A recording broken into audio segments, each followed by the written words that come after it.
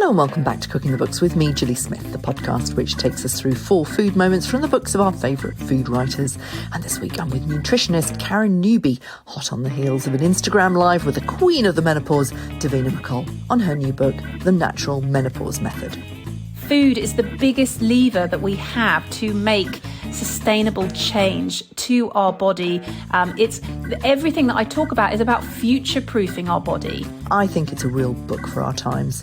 Since Davina's documentary about HRT, everyone's talking about menopause. Karen's book is all about food, but it's not a recipe book. This is about arming women with the information we need to dodge the drug industry, understand how food heals, and to live in harmony with one of the natural events in our lives. I asked her if she set out to show women how to treat the menopause with a little respect. Absolutely.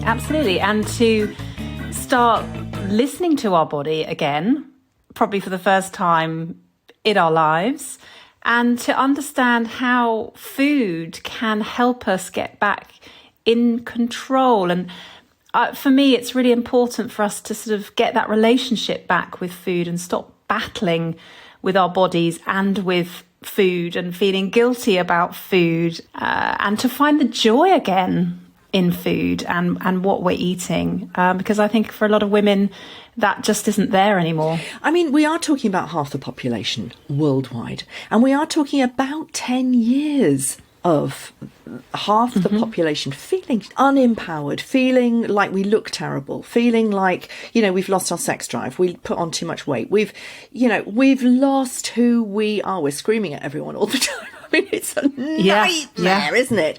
But if you kind of unravel all of that, what we've done is through no fault of our own, we have become victims of the food industry, and it has got so into our psyche that we've forgotten how to eat. We talk about that a lot on this show. We are also victims of the gram, of social media making us feel terrible about ourselves anyway. It is an anti-aging, anti-wise woman culture that we live in. And what your book does, it gently reminds us with some really straightforward, usable information about how to re-engage with who we are. What's the menopause for from a natural point of view? Well, there's a lot of theories as to why it happens. The grandparenting theory is the one that is most bounded around, and we're the only mammals apart from sperm whales also go through the menopause because they live so long.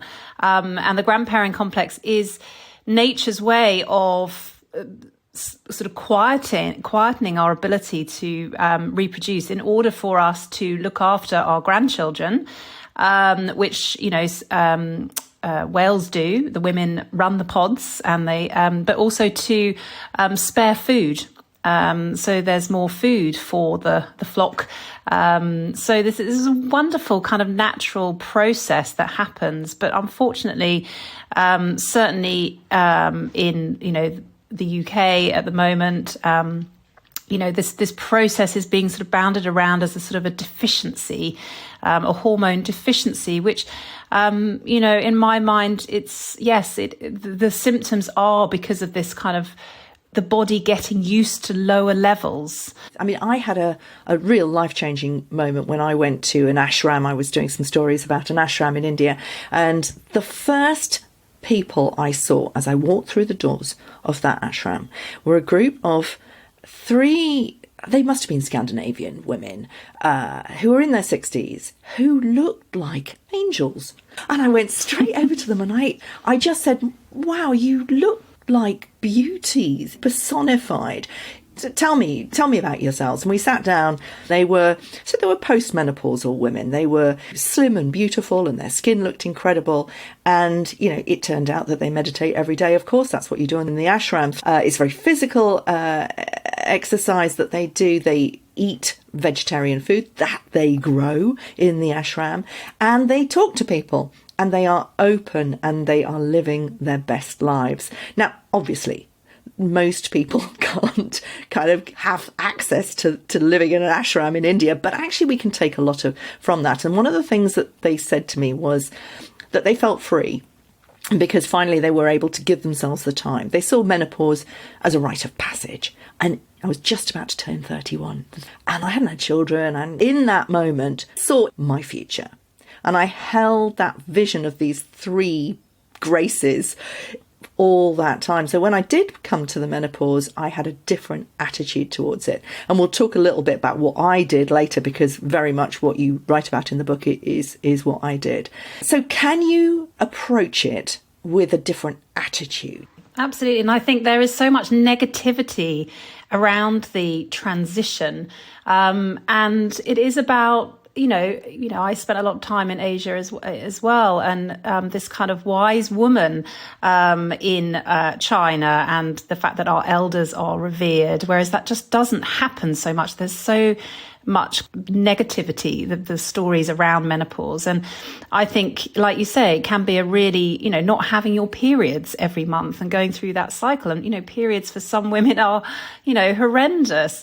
And that freedom. And actually, I also think there's a transformation that happens to us psychologically as well, in terms of us just feeling like this is my time. And actually, maybe these relationships haven't been serving me very well. And maybe I just need to ruffle a few feathers around me and maybe take some time for myself when I've been sort of spending my whole time looking after everyone except myself, largely because the menopause forces us to stop and put ourselves further up the to-do list, because for most of us, our pets are before us on the to-do list. And, that can be the first time that's ever happened in our lives. And this is a really positive thing of, I've never exercised as much as I do now because it's my own time. I need it for my mental well-being, actually more than my physical well-being. And I'm enjoying it more than I ever have before. And those wonderful women that you met, they have community. They have, the whole thought of growing your own vegetables and then eating them. But community is really important. And, a circle of women is a powerful thing. Absolutely. And I'm thinking about my very first book back in 1993 was about the Mediterranean diet. And my second book was Fibonetics. And it was the same idea. You eat for health. You eat to change your attitude about yourself. And I'm thinking about, all that we know now, 30 years later, about the blue zone diets. It's all the same thing. And community is a really big part of that. So, women are natural communicators, aren't we? It is in our DNA to communicate with each other and to build communities. And so actually taking that time to talk about how you feel, to push the Instagram away and not compare yourself with other people, but to commune with other people about it is a really important thing. Passing on information, a massive zip of information that you put in the book, can help enormously. Stress, sleeplessness, resetting, hot flushes, low energy, weight gain, and all that kind of stuff. But the answers are very similar to what we know about how to eat.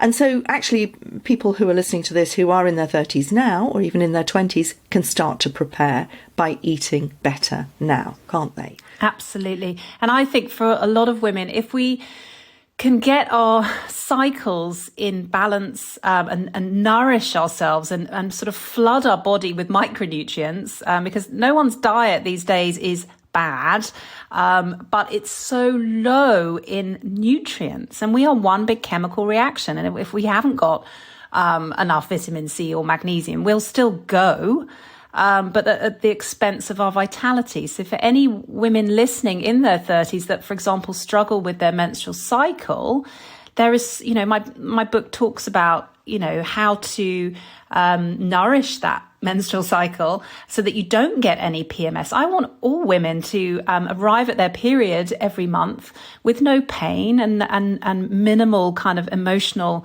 roller coasters. And the beauty of food is that it can help this. And then once you sort of do the preparation, you will go through menopause much easier. Like millions of women all over the world, let's be clear, there are plenty of cultures where women don't go through such awful symptoms as people do in the West. Again, food is the answer to that. Yep. I mean, is it, for example, eating much more vegetables? Well, I would say when you look at in Asia, for example, in China and Japan, they suffer much less with one of the most common symptoms, which is hot flushes. In this country, is 80% of us will suffer with those, whereas in Japan and Asia, it's down to sort of 34%, if not lower. And one of the reasons is, and it is coupled with plants, but it is eating more phytoestrogens. And these are plants, but sort of therapeutic plants, if you like. So these are your tofu, your tempeh, your miso. Ground linseed is a wonderful source of lignans, which is also part of the phytoestrogen family. And, you know, they've been eating that for all of their lives, and their gut, because of all these plants that they're eating, you know, a palm size of chicken will feed a whole family because they're eating loads of vegetables with that too. So their gut health will be much more superior to ours because of that abundance of plants. So it has a sort of a ripple effect across the body. But yes, phytoestrogens and more plants, absolutely important. And presumably those women, like the rest of us, are either low in estrogen or progesterone. That's the kind of the thing, isn't it? Is it? Just can you explain that a little bit? Yeah. So as we come into, so perimenopause is the lead up to menopause, which is essentially one day. It's the day where you haven't had a period for a year. So perimenopause can last, 8 to 10 years. And then obviously postmenopause, you can also have symptoms postmenopause. And in the perimenopausal period, we're not always ovulating. So we might still be cycling regularly, as we always have done. There was a big study done in the States, the SWAN study, which showed this fact that we're not always ovulating. And if we're not always ovulating, we're still producing estradiol from our ovaries, so estrogen, but we're not producing progesterone, because progesterone is only produced post-ovulation from the ovaries, from this little sac called the corpus luteum. And this is when we start to get these kind of imbalances going on. And menopause is often sort of bounded around as sort of being a low estrogen state, but actually we can have a surge of estrogen as the body has one last ditch attempt to get pregnant. But also we have this kind of imbalance of ratios between estrogen and progesterone. And this is what often causes what's kind of known as estrogen dominance or unopposed estrogen. And these symptoms can be things like heightened rage, heightened PMS symptoms, water retention, very tender breasts, very heavy periods. So progesterone is often called the period lightening hormone. And this is why we can often start to suffer with psychological symptoms of menopause way before any physical symptoms. And I think a lot of women, they don't, we don't understand that because we're waiting for the hot flushes. Well, actually the hot flushes and the aches and pains often happen towards the latter end when our periods are starting to elongate or get shorter. And these psychological symptoms are due to the fact that estrogen is linked to serotonin, which is our happiness neurochemical. And a lot of women suffer suddenly with low mood, and lack of motivation and finding no joy in things that used to bring them joy. And that can be really discombobulating for them and those around them. And then progesterone is often lower. Progesterone is our anti-anxiety hormone. So anxiety is another psychological symptom that can really manifest. And progesterone is needed to support a very calming neurochemical called GABA, which helps with sleep. Yeah, so put that into a picture and you've got me, aged 48, coming back from a class of 30 students going into a hot flush thinking, oh my Lord, there are 30 people watching me having a hot flush right now. My adrenals going crazy with the anxiety. Turned out they hadn't even noticed, of course, because they were too busy on their phones. But then coming home to find the house absolutely filthy, the dogs hadn't been taken for the walk, and roaring at my children who were trying desperately not to laugh. That's what it looks like. So you've then got this endless sort of cycle of anxiety and anger and despair, and, your sex drive is absolutely at rock bottom, and so you can't even get a hug.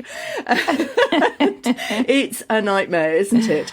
So let's talk about how to deal with that. Your first food moment is sleep and anxiety.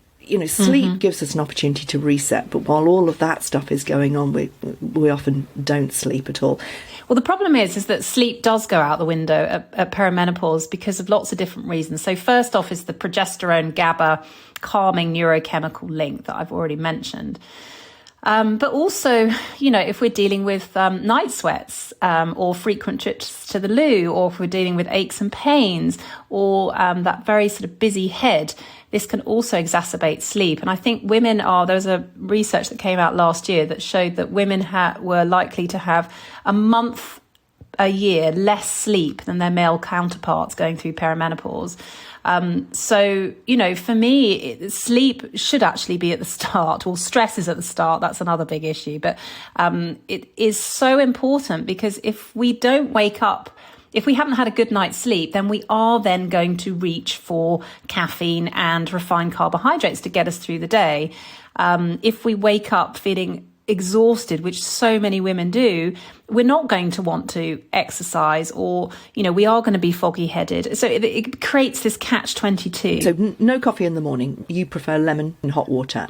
Yep. To cleanse the body and to rehydrate. Yes. What about the nut butters that you suggest? Yeah. So magnesium is nature's tranquilizer, and is often low. So if you suffer from anything like twitchy leg or period cramping or migraines, these are also signs of low magnesium. Magnesium is abundant in green leafy vegetables, pumpkin seeds, cashews, avocados, black beans, nice veggie chili with some guacamole, and Epsom bath salts. I'm a big fan of those. If you like baths, to lie in a bath for 20 minutes to have the magnesium absorb through the skin can really help if you get that kind of wired and tired feeling before bed.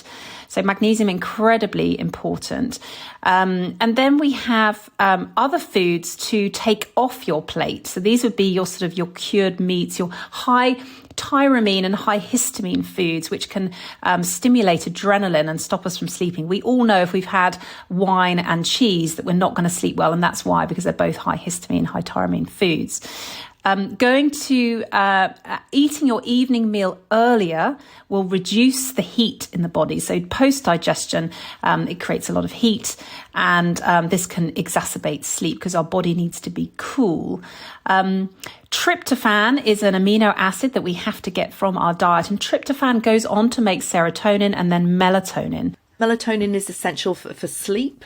It's called the Dracula hormone because it only comes out at night. Go to sleep when the day naturally darkens. We don't do that. Okay, so we're low in melatonin because of estrogen. Is that right? If we're lower in estrogen, does that dip the melatonin? Okay, so we've got natural problems stopping us sleeping. How do we naturally enable melatonin then to come back into our bodies through food? Melatonin is affected by the stress hormone cortisol. So if we're very stressed, that will be stopping melatonin from coming out. Light is also something that will stop melatonin from being released because the body thinks, it's still daytime. So stopping scrolling an hour before bed can really help. And going up and having that Epsom salt bath, etc. But melatonin actually is in some foods, for example, like tart cherries. So you can get in health food stores tart cherry juice that is something that you can have a little shot of in the evening. But tryptophan is the amino acid that goes on to make melatonin. And this is abundant in things like chicken and turkey and certain nuts and, even a bit of bananas and things like that. Just having those in your evening meal can really help. A little bit of white rice can help. Actually, the way that white rice is digested can make more available tryptophan to actually go through the blood-brain barrier and help us feel sleepy. It's fascinating. I mean, these are actual things that we can eat to give ourselves a more natural menopause. Your second food moment is pain and inflammation. One of the biggest breakthroughs, I think, in us understanding how food can make us feel healthier is about the anti-inflammatories. Tell us about sugar. Yeah, absolutely. Well, sugar is so omnipresent in our diet now, isn't it? And I'm all about a little bit of what you fancy. But I think the problem is that when we get these kind of blood sugar imbalances, so if you ever feel kind of hangry or shaky, faint, need to eat now, you're not in control of what you're eating. You will want to eat more refined carbohydrates to bring the blood sugar up. The brain likes to keep blood sugar within a very specific level. If it goes, if you have your tea and toast or, lots of refined carbs, the blood sugar will go high, insulin is released, but then you can often get this kind of reactionary hypoglycemic moment. And this can exacerbate mood and irritability and anxiety. And as I say, you're not going to want to eat broccoli. You're going to want to eat, refined carbs to bring the blood sugar back up. And every time we have those lows in blood sugar, this increases the stress hormone cortisol. So if you're already very stressed, because midlife can be, menopause is happening at a time when we are dealing with a high life load. Teenagers. Yeah, exactly. It's not a good combo, is it? I have two of them. And, my mother had me at 23. I'd left home. Exactly. It's a completely different ballgame. Yeah, absolutely. So getting those blood sugars in balance has a massive effect on how well you feel during the day and how in control you feel of food. And I think so many of us have this kind of reactionary food where we should feel hungry gradually. We shouldn't feel this kind of hunger that comes from the chest, which is more of a stress response. It should grow gradually, and we should think, I'm a little bit peckish, but I don't need to eat immediately. And then you have time to create a more nutrient-dense lunch or evening meal. Something like oily fish, nuts, seeds, linseed oil, cooking with olive oil, just seeds. Yeah. What's not nutrient-dense? What should we absolutely avoid? Things like your sad sandwich, a cheese and ham sandwich doesn't give you any sustenance, or tea and toast at breakfast. Absolutely. And I really like the way you say pain is inflammation. If you feel pain, I went to the doctor 15 years ago and said that I'd got a painful hip, and he put me on the list for surgery without even mentioning food. I just went to yoga and changed my diet. I don't have any pain in my hip now. I don't take anything for it, but I have changed the way I eat and the way I approach pain because I understand its inflammation. Explain that correlation for you between pain and inflammation. Yeah, so we tend to get more aches and pains, more osteoarthritis and arthritis in general during menopause, because estrogen has anti-inflammatory roles in the body. So this is why menopause is now classified as an inflammatory event in a woman's life. So we have to work with our body and versus, like I say, battling against it. We need more anti-inflammatory foods because generally the British diet is more sort of pro-inflammatory. So there are two essential amino acids, omega-3 and omega-6, which we need both of them in our body. The body does not make them itself. Omega-6 is from kind of meats and dairy and lots of kind of vegetable oils. And these have a more pro-inflammatory effect on the body. We still need them, but we need them in balance. Everything about the body is about being in balance. So we need more omega-3s, which are more anti-inflammatory. And these are the foods that we often don't eat enough of. And which is why the Mediterranean diet is just so amazing, because it's an abundance of oily fish. Olive oil is oleic acid, that's very antioxidant rich. But having more oily fish in our diet, having more nuts and seeds, things like linseed oil is great to have on a salad dressing. It's a great vegan source of omega-3. But also things like ginger and turmeric. We get so many fads here, or we did do, didn't we, with the sort of the turmeric latte, whereas in India, they've been cooking with turmeric, within Ayurvedic medicine, 5,000 years old worth of, medical system, they're using this, they know that it's anti-inflammatory. Ginger, hugely anti-inflammatory. Which leads us nicely on to your third food moment, supplements. Talking about omega-3s, omega-6s, can people just take supplements and be done with it? Or is that not the point? Say it's not the point. It's definitely not the point. No. So I'm very much about food first. And unfortunately, there is a bit of an unnatural hierarchy that happens, certainly in the West. So not within these ancient systems of healthcare like Ayurvedic and traditional Chinese medicine, where we have these kind of double-blind placebo-controlled trials, which are much easier to do on drugs, then supplements, and then diet and food. And, you know, for me, food is the biggest lever that we have to make sustainable change to our body. Everything that I talk about is about future-proofing our body as well. You know, those omega-3 anti-inflammatory foods are also hugely important for our mental health as well. Stacks of data on omega-3s and depression, for example, even before menopause. But supplementation can be useful because we lead a life that is so far removed from our natural rhythms. And the life load that we're dealing with is a huge kind of drain on our adrenal glands. And these are little glands that sit on top of the kidneys. They're kicking out our stress hormone, but they're also our ovary backups at menopause. This is why I think women suffer so much now, is because of stress. So the body prioritizes survival over reproductive hormones. So supplementation, for example, if you're very stressed, you need more vitamin C. We don't store vitamin C. You know, this is when supplements can really just help you if you know you're having a full-on week. Things like omega-3s are incredibly important if you are suffering with arthritis. So things like digestive support, if, you know, you're getting lots of bloating, then, you know, prebiotics and probiotics. If you've had antibiotics, probiotics can really help afterwards. Or natural yogurt. Absolutely. Or kefir. Absolutely. Big fan of kefir. Yeah, exactly. HRT. Let's talk very, very quickly about this. We haven't got a lot of time left. And, you know, you do talk about it in your book.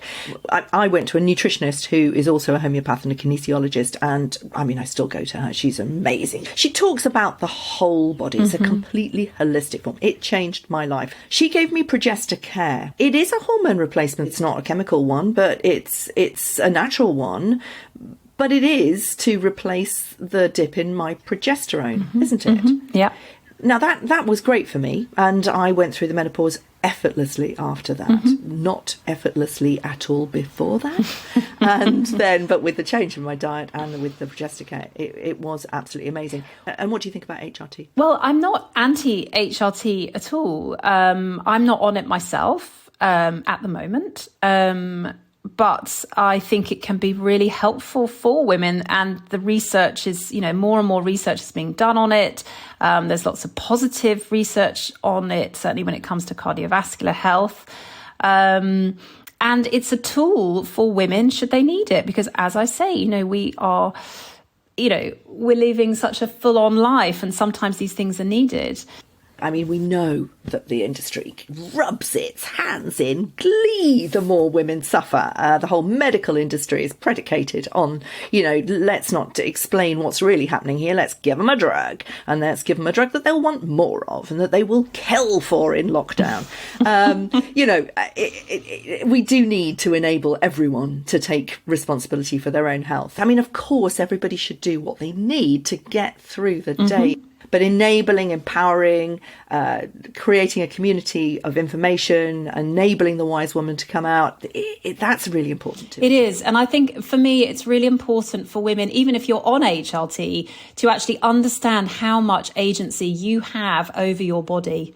And I think, you know, a lot of the dialogues that are going on at the moment about this whole, it's a deficiency, give us back our hormones, you know, is incorrect, because, you know, we still make estrogen and progesterone post-menopause. It is raw, you know, it's just not, it's not scientifically correct. And I think a lot of women do feel worried that they're not taking HRT, even if they don't have many symptoms, because they're worried, oh, well, you know, is this going to affect my bone health? And, you know, this sort of worry there about cardiovascular health. It's like the most preventative medicine that we have is through our food. And if we could bottle it and put it in a pill, I mean, or if a drug company could do that, then, you know, they would make a lot. Yeah, well, exactly. So don't tell them about bitter, which is your final food moment. It's the word of 2024.